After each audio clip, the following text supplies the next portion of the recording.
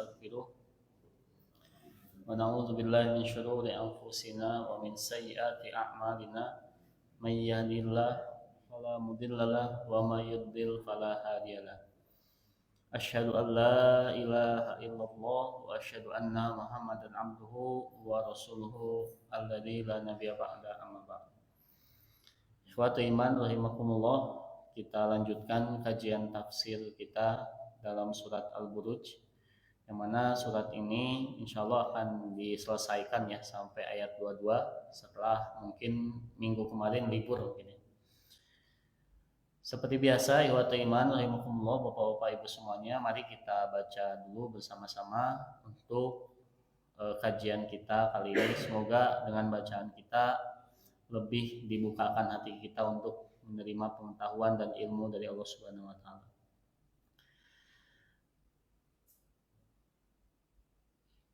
A'udzu billahi minasy syaithanir rajim.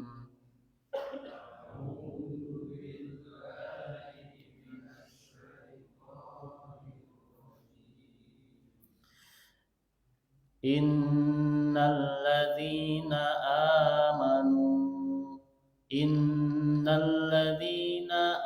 amanu wa 'amilus shalihati lahum jannatun tajri min tahtihal anhar.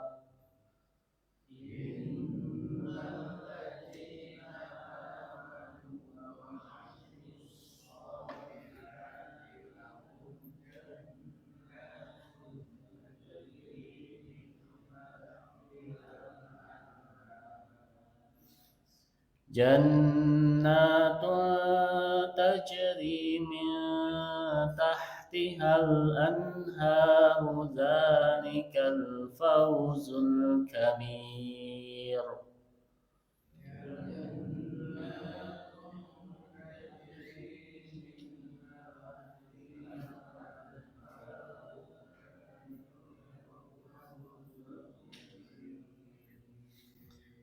Inna batsha rabbika lasyadid.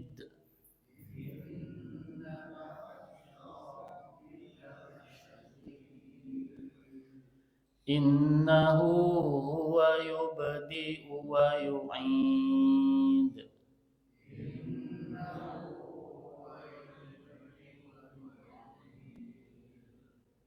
Wa huwal ghafurul wadud.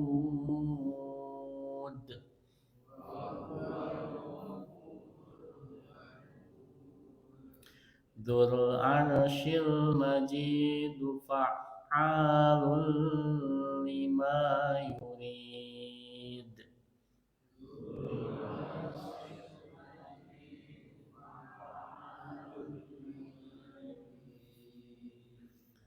Hal ataka hadithul junud.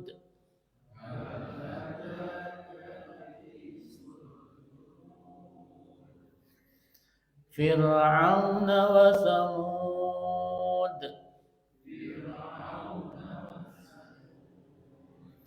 Balil ladzina kafaru fi takdzib.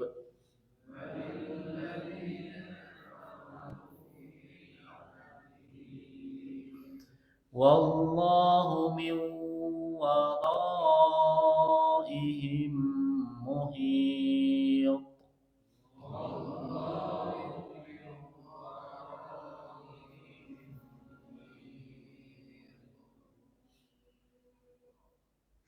Bal huwa Qur'anun majid.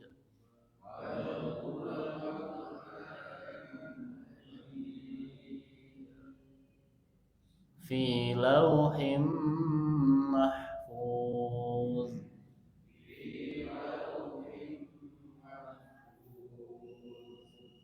Samina wa ta'ana butrana harubana wa ilaikum masin. Semoga bacaan kita menjadi pahala bagi kita semua di malam hari ini.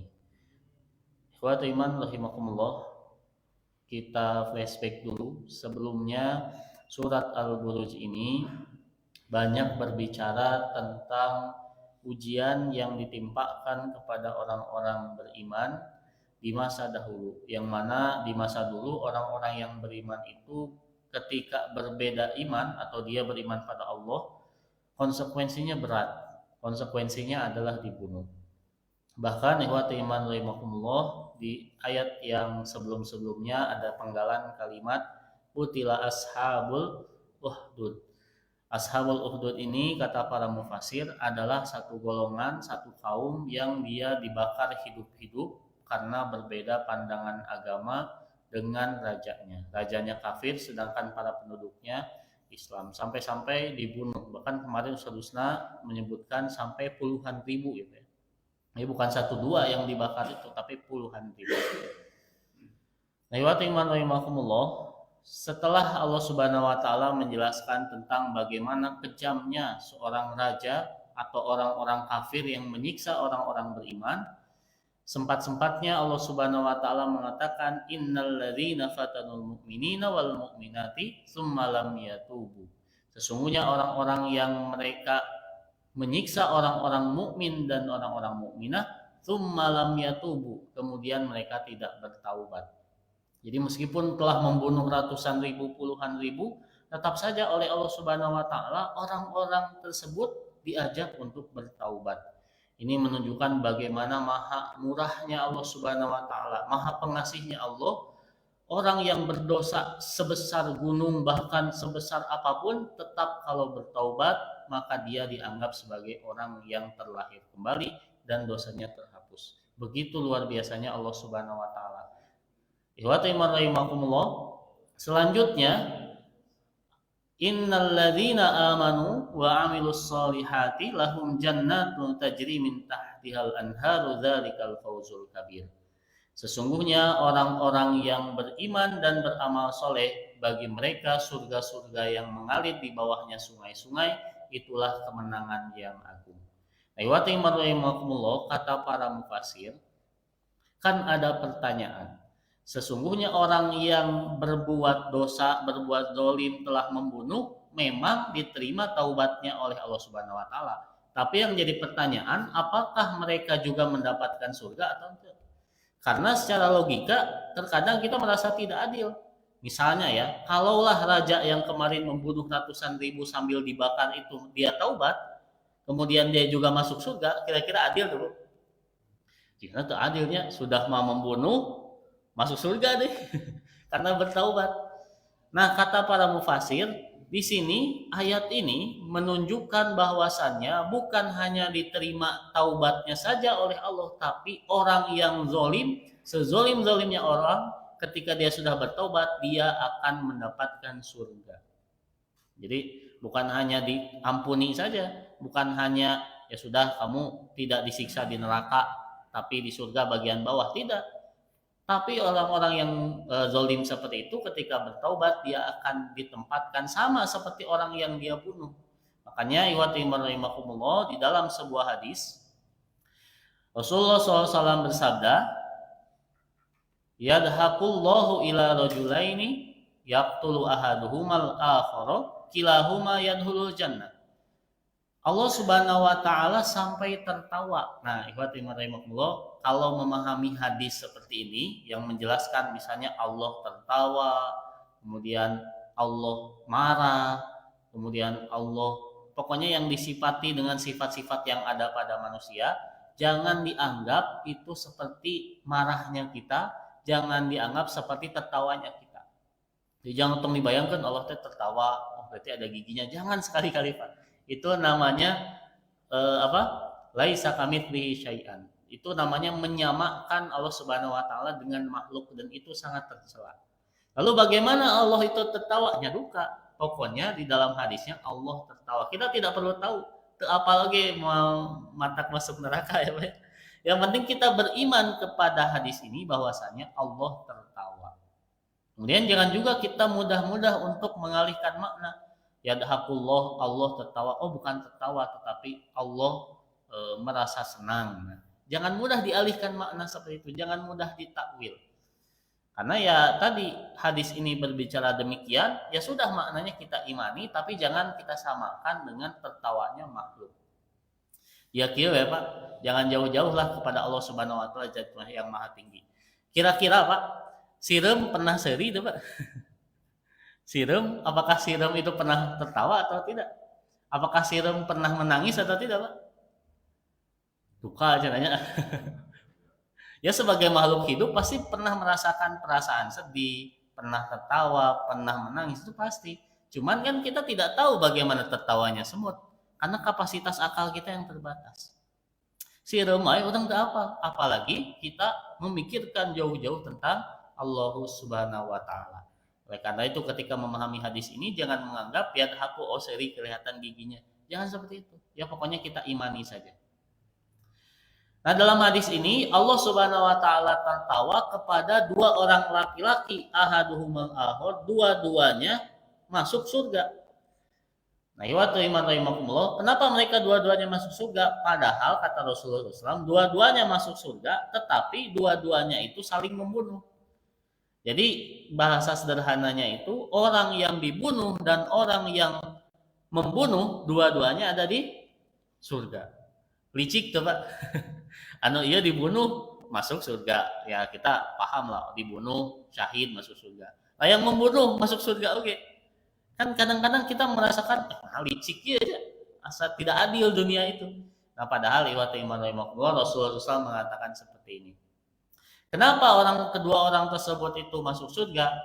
Kata Rasulullah SAW, yuqatilu hadza fi sabilillah azza wa jalla fayustashhadu. Orang tersebut yang masuk surga, yang dibunuh, dia sedang berperang di jalan Allah kemudian syahid. Maka dia masuk surga. Kemudian tsumma yatubullahu ala qatili fayuslimu fayuqatilu fi sabilillah azza wa jalla fayustashhadu. Kemudian orang yang membunuh itu masuk Islam dan juga ikut berperang di jalan Allah, ikut syahid juga, maka dia juga masuk surga. Jadi yang membunuh tadi itu masuk surga, yang dibunuh masuk surga. Nah ini betapa murah hatinya Allah Subhanahu wa taala, bahkan seorang pembunuh pun dia masuk ke surga. Nah, iwatu iman rahimakumullah, bila kita ingat ya ada sahabat Nabi Muhammad SAW yang bernama Khalid bin Walid. Khalid bin Walid tidak terhitung membunuh berapa orang muslim. Karena dia adalah dulu panglima perangnya orang-orang Quraisy. Tapi ketika sudah masuk Islam, Rasulullah SAW menjulukinya sebagai Asadullah, singa Allah, atau Saifullah, pedang-pedang Allah. Ini menunjukkan betapa murah hatinya Allah Subhanahu wa taala. Nah, termasuk tadi di dalam ayat ini orang yang kemarin Raja Ashabul Uhdud, dalam kisah Ashabul Uhdud, kalau mereka tobat pasti diampuni semua dosanya meskipun membunuh ratusan ribu orang. Oleh karena itu, iwatu iman rahimakumullah, kita jangan sampai berputus asa. Sebanyak apapun dosa yang kita lakukan, ampunan Allah itu pasti ada. Di dalam pepatah bahasa Sunda apa ya, suka ada kalimat apa? Tong kagok borontok gitu. Jadi kalimat kalau misalnya sudah berdosa, ya tanggung, terjerumus saja di dalam dosa. Karena dia sudah kotor, ya sudah saya sudah kotor, tanggung kotor. Nah jangan sampai seperti itu. Sekotor apapun kita, sebanyak apapun dosa yang kita lakukan, Allah Subhanahu wa taala pasti akan menerima taubat kita kalau memang kita itu bersungguh-sungguh. Bandingannya siapa? Tadi Khalid bin Walid. Jahat sejahat apa Khalid bin Walid sebelum masuk Islam? Jahat sekali. Dia membunuh banyak orang muslim. Dia membunuh dan menyiksa. Tapi ketika sudah masuk Islam, maka mulianya itu sama dengan para sahabat yang dia bunuh. Nah, jadi jangan putus harapan, Pak ya. Kalau memang kita pernah melakukan dosa yang sangat besar. Nah, iwatu iman rahimakumullah, di dalam hadis yang lain Rasul juga mengatakan tadi mah yang membunuh dan dibunuh dua-duanya masuk surga. Nah, ini kebalikan. Idal taqal muslimani bisayfihima fal qatil wal maqtul finnar. Anu ieu mah anu dibunuh dan yang terbunuh di mana? Di neraka. Kenapa? Kata Rasulullah SAW, faqultu ya Rasulullah hadal qatil. Kata sahabat gini, Rasul masuk akal kalau orang yang membunuh dia akan masuk neraka karena dosanya besar. Fama balul maktul, bagaimana orang yang dibunuh? Kata Rasulullah SAW, innahu kana harison ala qatli sahibihi. Kalaulah dia tidak terbunuh, dia pasti akan membunuh. Makanya bapak-bapak semuanya, di kita ada salah satu tradisi misalnya duel sampai mati. Misalnya di Kota Madura ada carok yang kemarin sempat viral gitu, carok sampai. Nah itu dua-duanya kalau dia membawa senjata dari rumah dan tidak berniat untuk membela harga diri, tidak berniat untuk membela agama Allah, ya hanya pengen disebut jagoan, dua-duanya masuk neraka kalau tidak bertaubat. Mau yang membunuh atau mau yang dibunuh. Karena orang yang dibunuh, kalau dia tidak dibunuh pasti nggak bunuh. Jadi sama-sama saja. Ikhwata iman rahimakumullah, itulah makna dari ayat ke-11. Artinya Allah memberikan ampunan, bukan hanya ampunan, tapi juga memberikan surga kepada orang yang bertobat, mau sebesar apapun dosanya. Nah, kemudian setelah itu Allah menjelaskan bagaimana kalau tidak bertaubat, apakah mendapatkan surga? Nah, tentu Allah Subhanahu wa taala mengatakan, "Inna batsya rabbika lasyadid." Sesungguhnya azab Tuhanmu itu sangat pedih. Kata mufasir Imam At-Tantawi, "Inna batsya rabbika ayyuhar rasul karim bizzalimin wa tughati balighi nihayatil quwwati wal anam."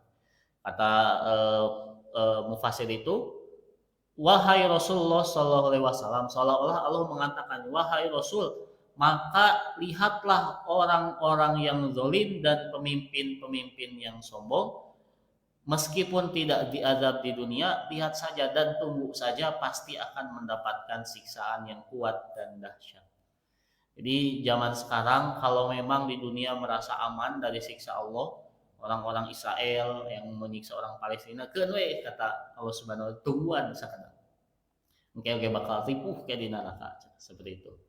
Termasuk kemarin Raja Ashabul Uhdud mungkin bisa tertawa di dunia, kayak di akhirat memual tertawa aja. Pasti bakal banyak menangis. Kemudian ikhwatu iman rahimakumullah, setelah Allah menjelaskan tentang azab, innahu huwa yubdi wa yu'id, sesungguhnya dialah atau Allah lah yang memulai dan mengulangi. Memulai dan mengulangi apa? Kata para mufasir, maksud dari ayat ini adalah dialah satu-satunya yang menciptakan makhluk pertama di dunia, kemudian mengembalikan mereka hidup setelah kematian untuk menjalani perhitungan dan pembalasan. Dan dia juga yang memulai azab terhadap orang-orang kafir di dunia, lalu mengulanginya kembali atas mereka di akhirat dalam bentuk yang lebih dahsyat dan kekal. Nah, sering kita melihat rasa nate puas itunya lamun aya orang jahat, misalnya entah itu preman atau mafia atau mana, katewak disiksa ku polisi, rasanya itu puas. Kata Allah Subhanahu wa taala, teu aya nanaonan sadisiksa-siksaan di dunia, tidak ada sakuku jari siksaan di akhirat kalau mereka tidak bertobat. Karena itu Allah mengatakan yubdi wa yu'id. Allah yang memulai. Lamun disiksa ku manusia, eta mah pemanasan unggul. Nanti Allah akan memulai siksaannya di dunia maupun di akhirat. Akan diulangi kembali. Nah, setelah Allah Subhanahu wa taala menjelaskan bagaimana Allah begitu dahsyat siksaannya, kemudian Allah lah yang menciptakan manusia yang akan menghukum manusia secara langsung tanpa ada perantara. Allah Subhanahu wa taala menyebutkan sifatnya yang bukan hanya sifat yang terlihat kejam, tapi juga yang maha pemurah. Nah, ini masuk ke sini. Wa huwal ghafurul wadud dzul arsyil majid fa'alul lima yurid. Ayat iman rahimakumullah, tadi kan dijelaskan Allah begitu luar biasa adabnya. Setelah itu Allah menjelaskan, dan dialah yang maha pengampun lagi maha pengasih, yang memiliki arsy lagi maha mulia, yang maha kuasa berbuat apa saja yang dikehendakinya. Nah, iman ini salah satu ciri ya, ciri Al-Quran, ciri agama Islam. Ketika menjelaskan tentang surga, pasti di bawahnya itu ada tentang neraka. Coba ya tinggal Bapak-bapak semuanya kalau baca Al-Qur'an ada ayat yang membahas tentang surga, pasti tidak jauh dari sana pasti juga ada ayat yang membahas tentang neraka. Kalau misalnya disebutkan ayat neraka, pasti akan ada ayat yang menjelaskan tentang surga. Nah, itu menunjukkan bahwa Allah Subhanahu wa taala itu pada satu sisi Allah itu maha keras siksaannya, tapi sisi lain Allah itu maha lembut. Nah, tapi kata para mufasir, ikhwati rahimahumullah, meskipun Allah memiliki dua sisi, maha lembut dan juga maha keras siksaannya, yang paling dominan sifat Allah itu adalah maha lembut. Apa buktinya? Buktinya di dalam surat Al-Fatihah. Bismillahirrahmanirrahim. Dengan menyebut nama Allah yang maha pengasih lagi maha penyayang. Maha pengasih dan maha penyayang adalah sifat pertama yang Allah Subhanahu wa taala munculkan di dalam Al-Qur'an. Jadi di dalam Al-Fatihah disebutkan tuh Allah itu maha pengasih lagi maha penyayang. Jadi meskipun Allah punya dua sifat tadi, maha keras, tapi tetap sifat dominannya maha pengasih lagi maha penyayang. Oleh karena itu Bapak-bapak semuanya, nanti di akhirat ketika orang dihisab itu ada 3 golongan. Yang pertama, orang yang dia sama sekali tidak dihisab. Jadi di akhiratnya batur mah di padang mahsyar iman terus aya kapling di surga, Pak. Sudah ada rumah di surga, sudah langsung OTW surga, orang-orang dihisab. Nah, ini adalah orang-orang syahid, kemudian orang-orang yang dia benar-benar beriman kepada Allah Subhanahu wa taala setingkat imannya para rasul. Jadi para rasul langsung OTW ke surga ketika umatnya masih dihisab. Begitu juga orang yang syahid. Oleh karena itu mujahid-mujahid yang di Palestina itu Masya Allah luar biasa. Nanti di akhirat mau dihisab langsung OTW surga. Yang kedua, iwatimaraimakumullah, nanti di akhirat itu ada orang yang dihisab tetapi secara umum. Maksudnya bagaimana? Misal dihisab oleh Allah Subhanahu wa taala. Dari mana kamu dapat uang ini? Dari sini. Oh ya sudah. Tadi teruskan dari sini. Kamu ke sana memakai kendaraan apa? Kendaraan hasil nyuri atau hasil beli? Hasil beli. Belinya secara halal atau secara tadi gitu.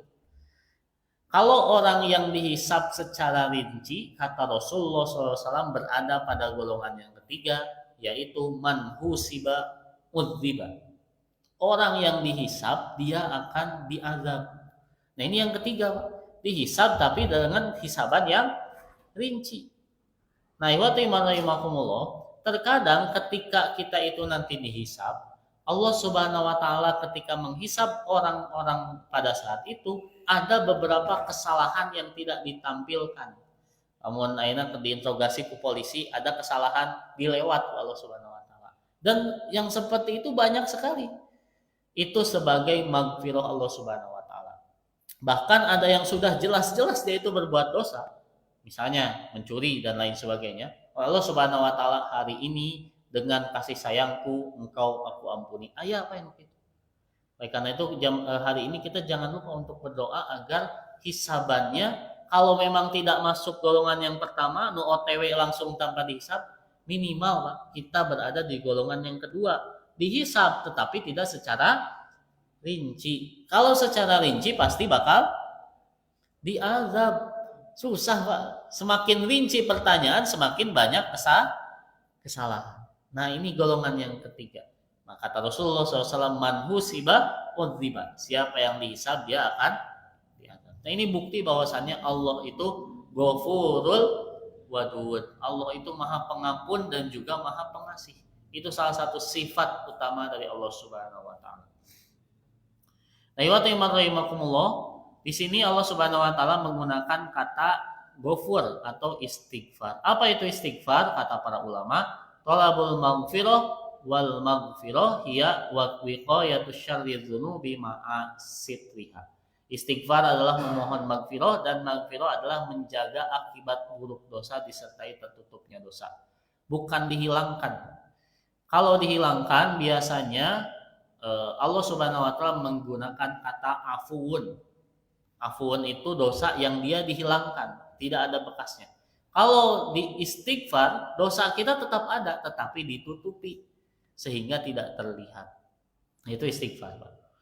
Nah, oleh karena itu, karena dosa kita sangat banyak, kata para ulama, lau kana lidzunubi rihun ma jalasa ilayya ahadun.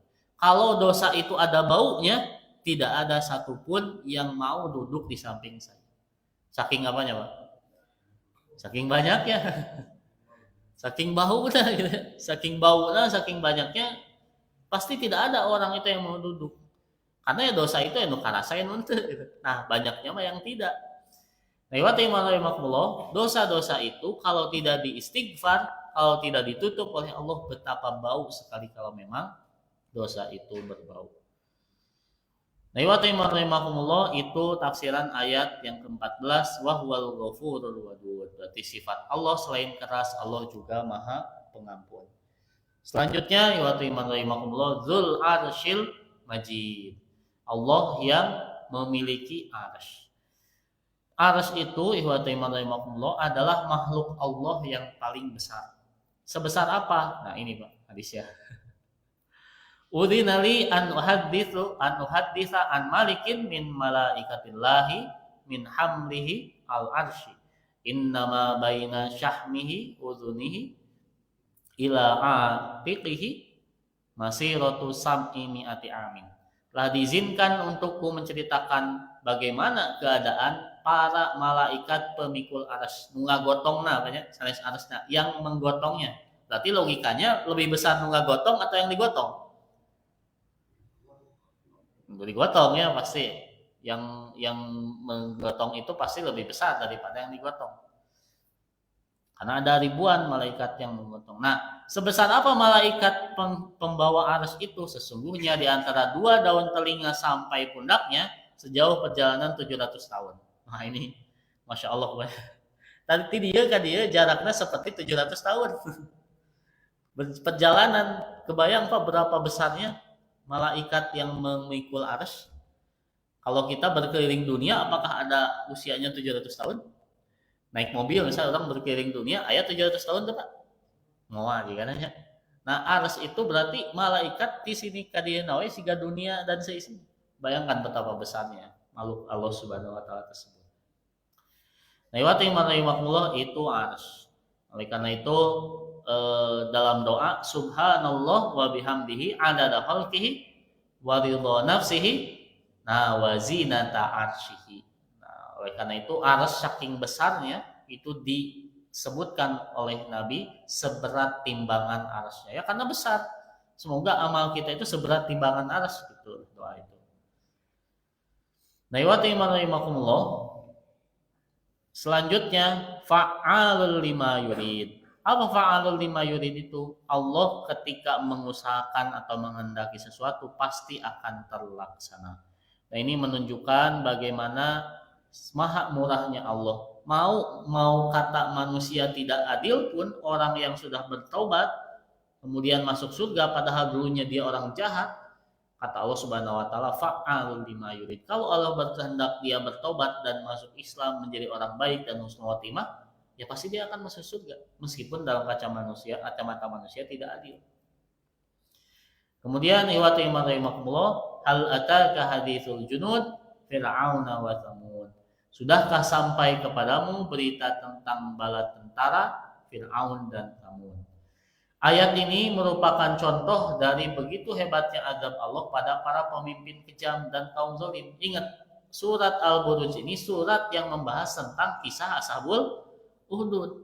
Kata Allah Subhanahu wa taala, kisah Ashabul Uhdud itu bukan satu-satunya pemimpin kejam dan zalim. Ayat siapa? Fir'aun wa Tsamud. Kata para mufassir, kenapa disebutkan Fir'aun dan Tsamud? Karena Fir'aun dan Tsamud itu adalah dua tokoh yang lebih dikenal oleh bangsa Arab. Itu Fir'aun. Jadi Fir'aun itu kejahatannya melegenda sampai-sampai orang Arab Quraisy yang tidak masuk Islam apa kejahatan Fir'aun. Nah, kata Allah Subhanahu wa taala, lihat tuh bagaimana pendahulu Ashabul Uhdud yaitu Fir'aun dan Tsamud disiksa oleh Allah Subhanahu wa taala. Komo deui raja anu membunuh 40.000 orang teh atau bubuk di neraka. Seperti itu. Apalagi orang-orang Israel zaman ayeuna bubuk di neraka kalau memang menyiksa orang-orang Palestina dan tidak bertobat. Balil ladzina kafaru fi takdzib wallahu min waraihim muhit. Memang orang kafir itu selalu mendustakan padahal Allah mengepung dari belakang mereka.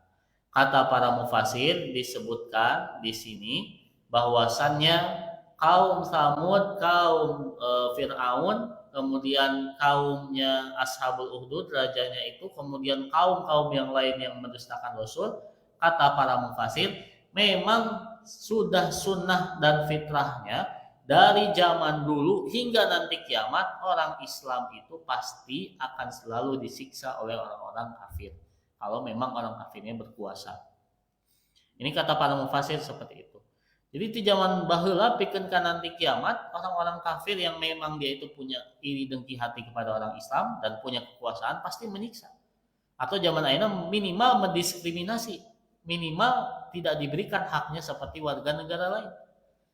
Nah, ini menunjukkan betapa sejarah itu selalu berulang. Jika sekarang ada Palestina, orang-orang baheula mah leuwih galak deui ka orang Islam. Jadi bayangkan bagaimana kisah Ashabul Ukhdud.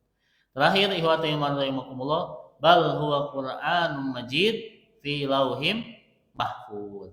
Di sini tiba-tiba Allah Subhanahu wa taala loncat menjelaskan Al-Qur'an. Mengapa seperti itu? Kata Allah Subhanahu wa taala, jangankan nabi didustakan yang dia manusia. Kalam Allah yang 100% benar pun mereka tidak percaya. Orang-orang Quraisy ketika mendengar Al-Qur'an, mereka kan beriman. Mereka merasa senang mendengar orang-orang membaca Al-Qur'an.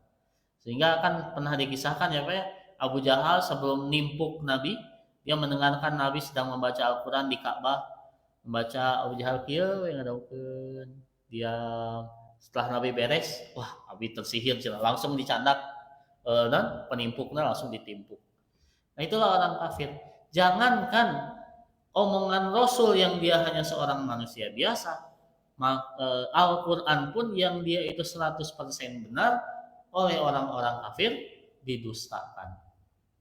Zaman sekarang betapa banyak fakta-fakta yang disebutkan dalam ayat Al-Quran yang terjadi secara sains modern.